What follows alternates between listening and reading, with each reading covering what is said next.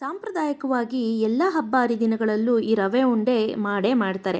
ಅದರಲ್ಲೂ ಪಕ್ಷ, ಹೊಸ ವರ್ಷ ಅಥವಾ ದಸರಾ, ದೀಪಾವಳಿ, ಗೋಕುಲಾಷ್ಟಮಿ ಎಲ್ಲದಕ್ಕೂ ಮಾಡೇ ಮಾಡ್ತಾರೆ. ಈವನ್ ಬೇಜಾರಾಯಿತು ಅಂದಾಗಲೂ ಕೂಡ ನೀವು ಮಾಡ್ಕೊಂಡು ತಿನ್ಬೋದು. ಹಾಯ್ ಹಲೋ ಎಲ್ಲರಿಗೂ ನಮಸ್ಕಾರ ಸ್ನೇಹಿತರೆ, ಮತ್ತೊಮ್ಮೆ ನನ್ನ ಚಾನಲ್ಗೆ ತಮ್ಮೆಲ್ಲರಿಗೂ ಪ್ರೀತಿಯ ಸ್ವಾಗತ. ನಾನು ನಿಮ್ಮೆಲ್ಲರ ಪ್ರೀತಿಯ ಅನುಪಮ. ಸ್ನೇಹಿತರೆ, ಇಂದಿನ ಸಂಚಿಕೆಯಲ್ಲಿ ಚಿಕ್ಕನವರು ನಮಗೆ ರವೆ ಉಂಡೆ ಯಾವ ರೀತಿ ಮಾಡೋದು ಅಂತ ಹೇಳ್ಕೊಡ್ತಾರೆ. ಯಾವುದೇ ಹಬ್ಬ ಹರಿದಿನ ಇರಲಿ, ಕಜಾಯದ ಬುತ್ತಿ ಇರಲಿ, ಮದುವೆ ಶಾಸ್ತ್ರ ಇರಲಿ, ಯಾವುದೇ ಹಬ್ಬಕ್ಕಾದರೂ ಕೂಡ ಈ ರೆಸಿಪಿಯನ್ನು ನೀವು ಟ್ರೈ ಮಾಡ್ಬೋದು. ಮೊದಲು ಒಂದು ಬಾಣಲಿಯನ್ನು ಇಟ್ಕೊಂಡಿದ್ದಾರೆ. ಬಾಣಲಿಗೆ ತುಪ್ಪ ಹಾಕೊಳ್ತಿದ್ದಾರೆ. ಬಾಣಲಿಗೆ ತುಪ್ಪ ಹಾಕ್ತಾ ಇದ್ದೀವಿ ನೋಡಿ, ಕಾದ ಬಾಣಲಿಗೆ ಸುಮಾರು 3-4 ಟೇಬಲ್ ಸ್ಪೂನ್ ಅಷ್ಟು ಹಾಕೊಳ್ತಿದ್ದಾರೆ. ಈ ರೀತಿ ತುಪ್ಪ ಹಾಕಿ ಮಾಡೋದ್ರಿಂದ ರುಚಿ ಜಾಸ್ತಿ. ಗೋಡಂಬಿ ಫಸ್ಟ್ ಹಾಕಬೇಕು. ದ್ರಾಕ್ಷಿ ಸೀದೈತವೆ ಅಂತ ಮೊದಲಿದ ಹಾಕಿ ಆಯ್ತಲೇನೆ. ಗೋಡಂಬಿ ಒಂದು ಸ್ವಲ್ಪ ಇದಾಯ್ತಲೇನೆ ದ್ರಾಕ್ಷಿ ಹಾಕಬೇಕು. ದ್ರಾಕ್ಷಿ ಹಾಕ್ತಾ ಇದ್ದೀವಿ. ಗೋಡಂಬಿ ಒಂದು ಸ್ವಲ್ಪ ಆಯ್ತಲೇನೆ. ಗೋಡಂಬಿ ಚೆನ್ನಾಗಿ ಹುರಿದ ಮೇಲೆ ಈಗ ದ್ರಾಕ್ಷಿಯನ್ನು ಹಾಕೊಳ್ತಾ ಇದ್ದೀವಿ. ದ್ರಾಕ್ಷಿ ಸ್ವಲ್ಪ ಬುಡ್ಬುಡ್ಗೆ ಆಗ್ಬೇಕಲ್ವಕ್ಕ? ಈಗ ನೋಡಿ, ಈ ದ್ರಾಕ್ಷಿ ಮತ್ತೆ ಗೋಡಂಬಿಯನ್ನು ತೆಗೆದುಬಿಡ್ತಾ ಇದ್ದೀವಿ.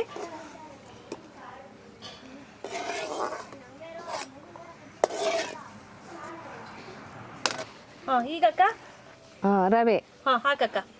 ರವೆ ಎಷ್ಟಾಗ್ತಿದ್ಯಕ್ಕ? ಒಂದು ಗ್ಲಾಸ್ ಹಾಕಿ ಇನ್ನೊಂದು ಲೋಟ ಹಾಕಬೇಕು. ಈಗ 2 ಗ್ಲಾಸ್ನಷ್ಟು ರವೆಯನ್ನು ಹಾಕಿದ್ದಾರೆ. ರವೆನ ಚೆನ್ನಾಗಿ ಹುರ್ಕೋಬೇಕಲ್ವಕ್ಕ? ಹುರಿಬೇಕು ಚೆನ್ನಾಗಿ. ರವೆಯ ಚೆನ್ನಾಗಿ ಹುರ್ಕೋಬೇಕು ಗಮ್ಮನ್ನುವಂಗೆ.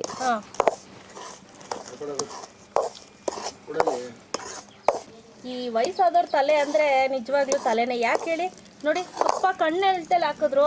ನಾನೊಂದು 5-6 ಟೇಬಲ್ ಸ್ಪೂನ್ ಇದೆ ಅಂತ ಹೇಳಿದೆ. ಕರೆಕ್ಟಾಗಿ ಹಂಗೆ ಹಾಕಿದ್ದಾರೆ. ಪರ್ಫೆಕ್ಟಾಗಿ ಇದಕ್ಕೆ ಸಾಕಾಗ್ತಿದೆ. ಅವ್ರು ತೋರಿಸುವಂಥ ಪ್ರಮಾಣ ಎಲ್ಲ ಕಣ್ಣಳ್ತಲೆ. ನಾವೆಲ್ಲ ಮೆಷರ್ಮೆಂಟ್ ಕೈಯಲ್ಲಿ ನೋಡ್ತೀವಿ, ಬಟ್ ಅವರೆಲ್ಲ ಕಣ್ಣಳ್ತಲೆ ನೋಡ್ಬಿಟ್ಟು ಹೇಳ್ಬಿಡ್ತಾರೆ. ಈಗಕ್ಕ ರವೆ ಗಮ್ಮಂತಾದೆ. ಈಗ ಏನ್ ಮಾಡ್ಬೇಕು? ಈಗ ಕೊಬ್ಬರಿ ತುರಿ ಹಾಕ್ಬೇಕು. ಎಷ್ಟು? ಒಂದು ಲೋಟ.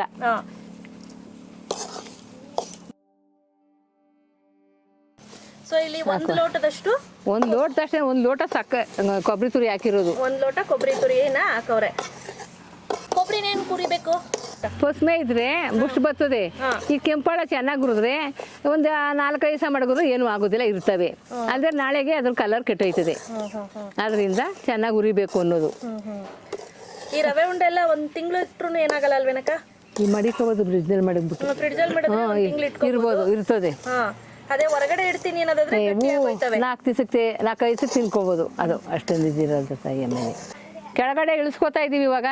ಆಯಿತು, ಈಗ ಮುಗಿಸ್ಕೊಂಡು ಬೇರೆ ಪಾತ್ರೆಗೆ ಇದು ಗೋಡಂಬಿ, ದ್ರಾಕ್ಷಿ, ಏಲಕ್ಕಿ ಪುಡಿ ಇದು 3 ಹಾಕೊಳ್ಳೋದು. ಜೊತೆಯಲ್ಲಿ ಹಾಕ್ಕೊಂಡು ಎಲ್ಲ ಕಲಾಯಿಸೋದು. ಸಕ್ಕರೆ ಹಾಕ್ಬೇಕು. ಎಷ್ಟು ಹಾಕೋಣ? 2 ಲೋಟ ಹಾಕು. 2 ಲೋಟ ರವೆಗೆ 2 ಲೋಟ ಸಕ್ಕರೆ, 1 ಲೋಟ ಕಾಯಿ ತುರಿ.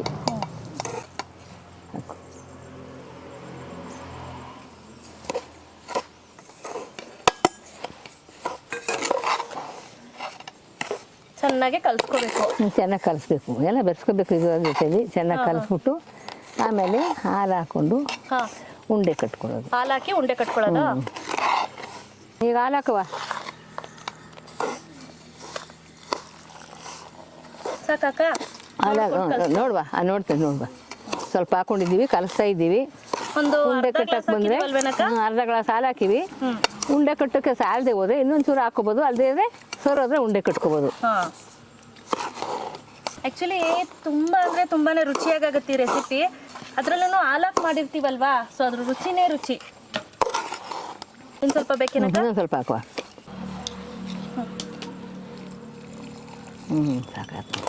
ಸಾಕು. ಒಟ್ಟು ಇಲ್ಲಿ ಚಿಕ್ಕ ಗ್ಲಾಸಲ್ಲಿ 1 ಗ್ಲಾಸ್ನಷ್ಟು ನಾವು ಹಾಲನ್ನು ಬಳಸಿದ್ದೀವಿ.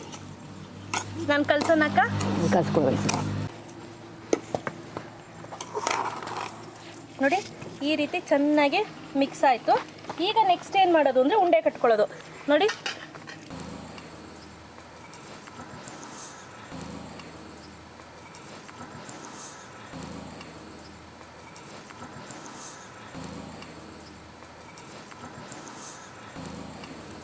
ನೋಡಿ ಈ ರೀತಿ ಉಂಡೆನ ಕಟ್ಟಿ ಕಟ್ಟಿ ಇಟ್ಕೊಳ್ಳೋದು.